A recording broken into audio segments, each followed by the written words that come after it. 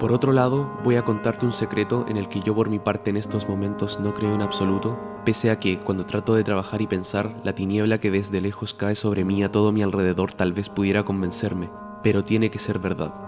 Jamás volveré a estar bien.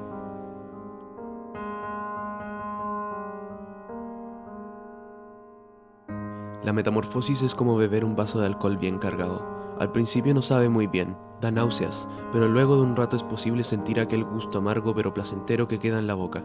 Sin embargo, después de un tiempo de beber el vaso, uno empieza a sentirse extraño, con una especie de cosquilleo en la piel, intentando comprender cuál realmente fue el efecto de esta sustancia en el yo, no en el plano físico, sino en la percepción de la realidad que se tiene.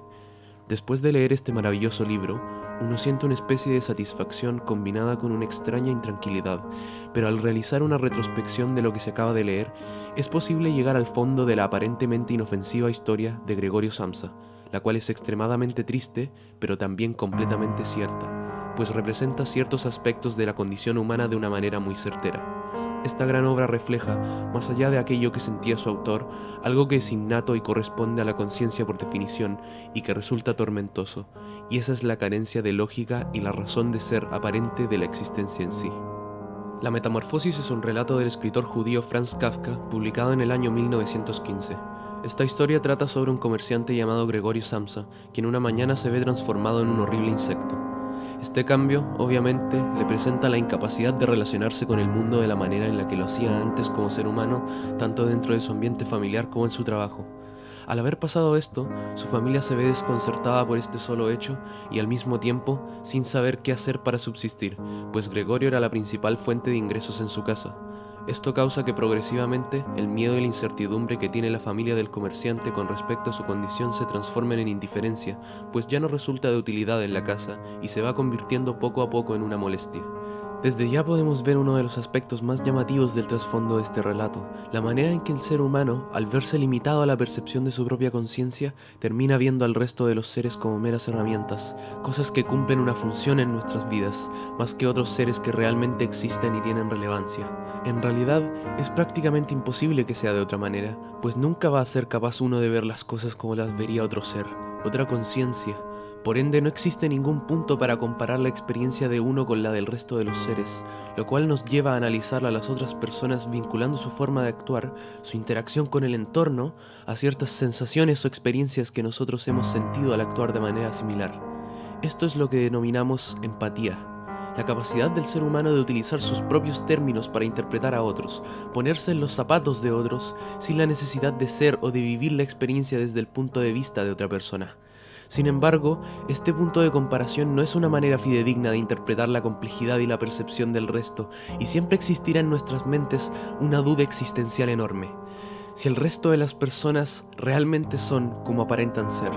Esto nos guía hacia una desconfianza enorme pero silenciosa hacia todo aquello que nos rodea y hacia nuestros propios sentidos, causando que visionemos dicho entorno viéndonos a nosotros en él, es decir, actuando en una manera en la que el resto de los seres son objetos de utilidad para uno mismo. Los límites de la conciencia humana no permiten una visión más amplia o una que vaya más allá del yo. Y es aún más triste que el resto de las personas se siente igual hacia nosotros, y eso nos lleva a la conclusión de que todos siempre hacemos las cosas por meros instintos egocéntricos, por beneficio propio.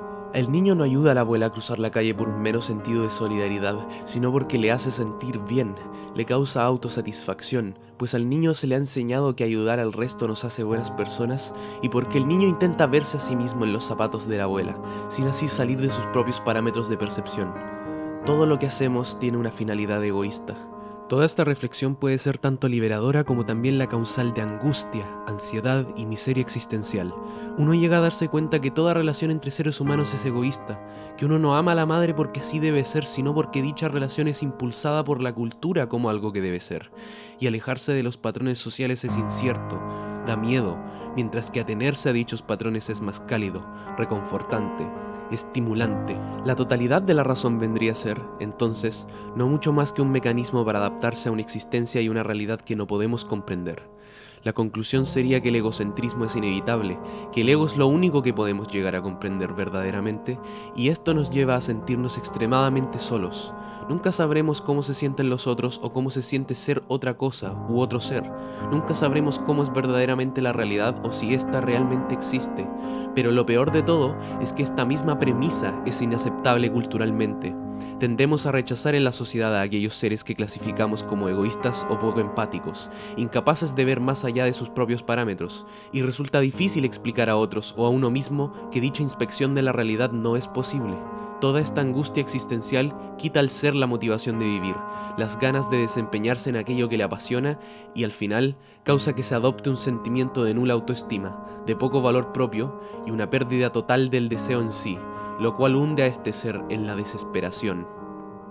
A desire is never simply the desire for a certain thing. It's always also a desire for desire itself, a desire to continue to desire. Perhaps the ultimate horror of a desire is to be fully filled in met, so that I desire no longer. The ultimate melancholic experience is the experience of a loss of desire itself.